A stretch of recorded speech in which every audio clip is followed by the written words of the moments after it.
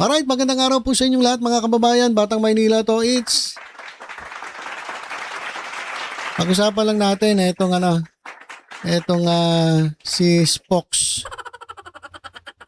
Ito raw yung napipili na lang maging spokesperson sa 2028 kapag si Sara Duterte ang naging presidente. Ayan po. Siya na raw, Sir Jack. Talagang Sir ang tawag sa kanya, Sir Jack. Ayan po yung magiging spokesperson ng mga didilis kung si Sara Duterte magiging presidente. Pero parang malabo pa sa sabaw ng posisyon, mga kababayan. Sa dami ba naman ng mga kaso, patong-patong na kaso, patong-patong na reklamo, meron pang impeachment, meron pang plunder case. Ito bang si Sara Duterte ay makakatakbo pa kaya bilang presidente? So yun ang tanong natin. Malay mo, mangyari yung kanilang pangarap. At ito ang magiging spokesperson ng Malacanang. Yan ang sagwa eh. Ito, sabi po dito sa caption, ngayon lang ako nakakita ng taong may kapansanan, o may kapansanan na nga, mapanlait pa. Imbes na kaawaan siya, hindi na. Bakit? Dahil sa kayabangan niya. Oh, Sir Nyak. Si Sir Nyak. Ito po yung bagong miyembro ng Manateros, mga mamayan. Oh, wala na po talagang pinipili ang Manateros. Yung Manateros po, wala na, pinalitan na po. Manateros. Ayun na po ang tawag sa kanila mga kababayan. Pero wala na kayong pinipili. Basta manira lang kay Presidente Marcos, maging against government lang o anti-government, anti-Marcos, sasama niya bilang mananero. Wala naman ayaw, iniimili. Ano naman niya, mananeros? Eto mga kababayan, meron siyang banat dito. Binanatan po itong kaibigan nating si Mark Gamboa. Binanatan po si Atty. Jesus Palsis. Binanatan din po si Richard Hidarian. At binanatan din po si Kristan. Ayan po yung mga mga kumakalaban sa DDS. So ito pong si Nyak, bumanat dito sa apat na ito. Oh guys, pakinggan ninyo ito pa nga may kapansanan, ito pa yung dapat nating kaawaan, ito pa yung malakas manlait. Kaya, imbis na kaawaan natin ito, mas lalo tayo mabibwisit eh.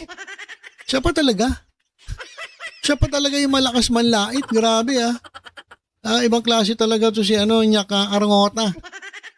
Ito po nga, meron, 2028. Kapag nanalo si Sara Duterte. Pakinggan ninyo, grabe kung paano manlait itong tulongges na ito. Ang kwento ng apat na kupal.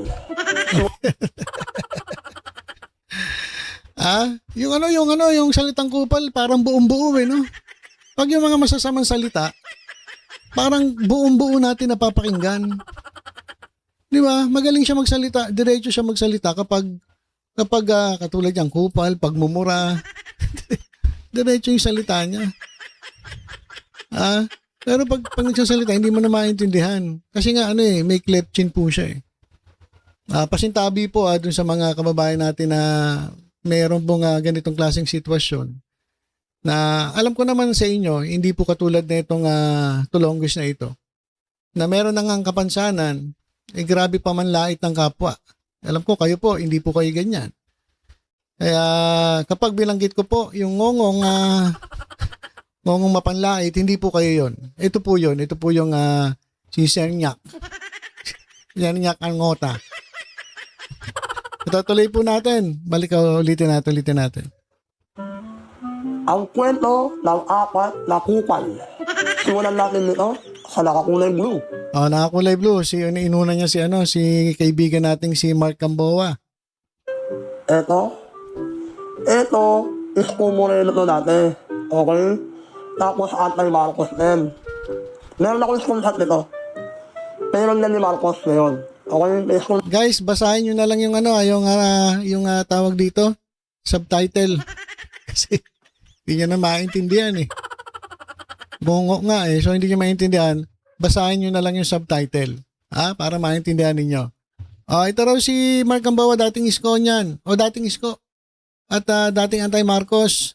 May screenshot daw siya. Tapos, Lahat ako ha. Kung nang ina mo, mukha pera bakla. lakas pa magbura. Lakas pa magbura. Grabe Alam niyo, ayoko manghusga. Ayoko manghusga. Pero, pag ganyan na yung sitwasyon mo, di ba dapat mapagpasalamat ka sa Diyos. At kahit ganyan ka, buhay ka pa rin. At sana magtino ka na. Pero grabe solid magmura. Solid magmura. Ibang klase talaga itong, ito ang kupal. Mga kababayan. Hindi po itong apat na nasa likod. Ito ang kupal. Minura pa niya si Mark Gamboa. Tapos, Tumakbong senador yan. Alam mo yung lista ng senador? Ang mga tumakbong senador, nasa 300. 300 buwan to eh. aswang asar eh. May mura pa eh. Nangaasar, may kasamang mura, may kasamang panlalait. So, sa kanya pa talaga nanggaling mga kababayan Sa kanya pa talaga nanggaling. Ibang klase ka talaga, Sir Nyak. Ang ngaling-ngaling mo, Nyak. Ngami nga. Ayan may mura pa Tuloy natin. Kung nang ina mo ba kayo, kung siyan, marami bakit ang gago kayo, walang bumoto sa'yo senador, bobo ka. Mama mo lang bumoto sa'yo, bakla. Ano naman? Momo raw. Mark Gamboa, momo ka na, momo ka. Momo ka. Mama mo lang, mamono na nyo. Eto naman daw, sino naman sunod? Jesus.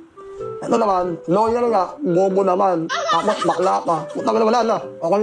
Tignan niyo mga kababayan kung makapagsalita siya na bobo, kala mo siya matalino.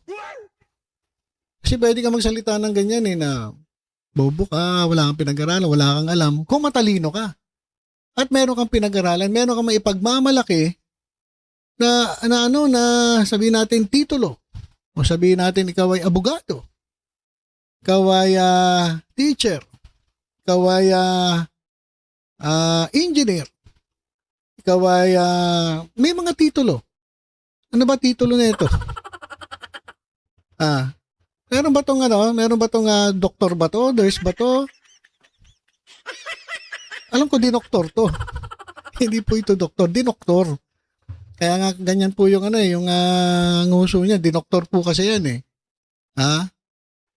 So, grabe mga kababayan Ito pang si Attorney Jesus Palsis, sinasabihan niya na ito raw yung abogado na, bobo rin daw. Ako paalala ko lang Jesus Walang Jesus na bakla. Putang ina mo kami. Okay? Pati ba naman yung pagiging bakla, binanatan din na itong tulongis na ito. Wala daw Jesus na bakla. Grabe Grabe yung kanyang kanyang panlalait Yung banat niya. Diba? Hindi kaya kidlatan ito. So, pag kinidlatan to, madadagdagan yung pagkakungo na ito eh. Grabe talaga. Wala daw Jesus na bakla. Anti-Marcos ka rin natin, okay? Ngayon, kano? Ay, hardcore Marcos Kaya kailangan niya ng pera para marami sa maganood. Alam mo, baklang Jesus, sabihin mo kami, okay? Sumulog naman tayo, nasa isang baklang malaki. Ito, sa Sagkaharan. Ito ang gagon. Ito naman, binabanatan niya si Richard Hidarian. Sub-Saharan. Ayan, itong gago na to. Alam niyo mga kababayan, ginagamit ito ng Banateros Sa tingin ko lang. Ginagamit ito ng Banateros at ang kampo ng mga Duterte para talagang ganito ang style ng DDS Diba? Hindi sila sa issue. Hindi pinag-uusapan ng issue. Ang ginagawa na itong mga DDS, personal ang banat doon sa mga kumakalaban kay Sara Duterte. Ganon sila. Pag may issue, hindi nila kaya ipagtanggol ang issue, ginagawa, binabanatan yung naglalabas ng issue. At tulad na itong apat na to, personal ang banat eh. Diba? Yan niya. Yan niya, naman, ang maunyapan namin, yung yung inyo. Yung inyo na bansa namin, hindi yung menunan yung banat mo eh. Ha?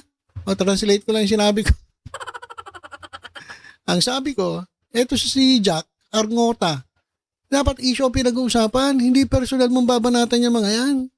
Hindi mo sila kayang albanatan dun sa base sa issue. Kaya ginagawa mo, personal ang banat. Walang iya ka. Ngongo ka na, ganyan pa ugali mo. Nasa mapa ng ugali mo, lahat-lahat na, nasa'yo. Ano ba naman yan? Bakla to eh. Bakla daw. Galit na galit sa bakla. Galit na galit ka sa bakla. Sabi na natin niya rin si Aura, di ba, dati nung nakaraan. Ano to, palaos na kasi to eh. Ito si Arngota. Palaos na po yan, dating influencer. Kasama niya yung mga hindi sila political vloggers. Yung mga ibang mga vloggers. Nalaos to eh. Wala siguro siyang masamahan, tinataboy siya kasi nga sa katatayuan niya. Kaya dito siya napunta sa politika at tinanggap naman ng mananyenon. Kahit ganon, inaamanin ng mananyenon. Wala na minimili ang mananyenon. Kahit sino na lang, tinatanggap nila. At ito, ngayon ginagamit nila. Kasi nakakatawa, tapos nangaasar. So, ang tuwan-tuwa dito yung Banateros, nagagamit nila itong tulonggis na to. Itong tulonggis naman ito, tuwan-tuwa siya sa ginagawa niya. Hindi niya alam, ginagamit siya. Di ba? Akala ko lawyer. Okay lang ina, bobo. Hindi pala lawyer yan. Piling matalino. Bobo naman. Okay lang ina mo. Kakalabanin mo pa sa kanoli. Kung ina buwan sa bobo ka naman. Mahiya ka naman, lawyer yun, no? Mataas pinaparalan nun. Okay? Nabilib na bilib to kay Guanson. Parehas talaga sila no? Parehas yung ugali nila. Mapanlait, palamura. Tapos sabihin ni Rowena Guanson, di raw siya DDS. Kuwang-kuha niya yung ugali na ito ng mga DDS. Di ba? Red Tagger. Mapanlait, palamura. Ngongo na, palamura pa, mapanlait. Ito malala, mas malala ito si Arngota. Tapos ano ka lang, bakla ka lang. Huwag ganun. Okay, bakla ka lang. Huwag mo kami nilaano nito. Okay? Wala kang bilang. At lastly, ito bakla, lalaki to. Okay? Itong kupal na to, piling lawyer, kahit hindi naman lawyer. Saka isa pa, ano yan? Nalalakit ng babae. Yan personal lang. Personal lang banat personal Kaya naman ko, gulat ka. Kaya naman ko, nalalakit pa ng babae. Kukal ng ina mo. Bakla ka rin kumura mo, malamang. At tunay na lalaki, hindi nalalakit ng babae. Kaya bakla ka ng gabo ka. 4 na kayong baklagan, okay? Aman niya yung maknya niya kayo. Amin niya yun ni Arngota. Ni Nyanyak. Okay lang ina yung 4 kayo, mga bayaran kayo ni Marcos.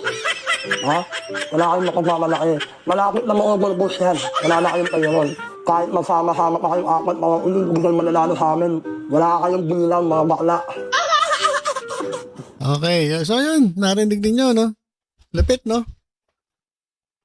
Etong mga ganitong mga PWD to eh. Di ba? Sila yung may mga kapansanan, dapat ito yung tinutulungan natin. Di ba? Pero ang ganitong klaseng tao naman na PWD na may kapansanan, yung ganito manlait, hindi natin to igagalang at baka murahin pa natin to. Di ba? Pero malakas ng loob. Siya pa yung nanlalait, siya pa yung nagbumura, siya pa yung grabe naman to ni si Ngongo na to. Wala pong masama sa Ngongo. Marami pong tayong kilala mga Ngongo na mababait. Lumalaban ng patas. Ito lang talaga yung Ngongo na nagpapagamit dun sa kanya mga kasamahan, ginagamit siya. At tatuwan-tuwa naman siya sa ginagawa niya. Pero ang totoo niya, pinagtatawanan siya. Ginagamit siya kasi katatawanan siya eh. Katulad na ito. Oh. Ewan ko sa'yo. Nyak nga ngota. Wala ka sa ayos. So, grabe no, grabe man lait no. Grabe man lait, grabe mga magmura.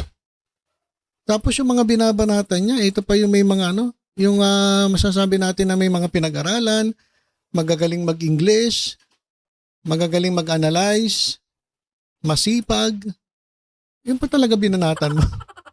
Wala ka sa kalingkingan ng mga yan. Diba? Wala ka sa kalingkingan ng mga yan eh. Jack Argota. Wala ka sa kalingkingan ng mga yan. Pero kung manlait ka, kala mo. Nakakaawa. Nakakaawa po itong taong ito, mga kababayan. Sana po pagdasal nyo na po itong taong ito. Naku, wag po kayo magagalit. Tingin ko maluwag lang ang tornilyo na ito. Lumawag na yung tornilyo, mga kababayan. Kasi mga kasama niya, maluluwag din yung mga tornilyo. Kaya nahawa na. Okay, so ilang mga kababayan, na-share ko lang sa inyo. Etong yung bagong miyembro ng Mañaneros. Naku mga kababayan, yung ganitong klaseng tao pa talaga ang maninira. Ganyan po ang mga ugali ng mga DDS, mga kababayan. Kaya mamimili po kayo ng masasamahan ninyo. Mag-obserba kayo, mag-aral kayo, magsaliksi kayo. Kung etong mga ito ba ang dapat yung suportahan o hindi. Kasi sa totoo lang, eto dapat nakikita natin to. Dapat to nagpapakabuti. Di ba? Ganyan na nga siya eh. Pero siya pa yung mayabang. Siya pa yung mapanlain. Siya pa yung magaling. Kung makabobo ka, alam mo, tali-talino. Bahala na Diyos sa'yo, Jack Argota. Okay, so ilan po muna mga kababayan, tutok-tutok lang po dito sa Batang Maynila to. Sa iba pang updates, ingat po tayong lahat. God bless po.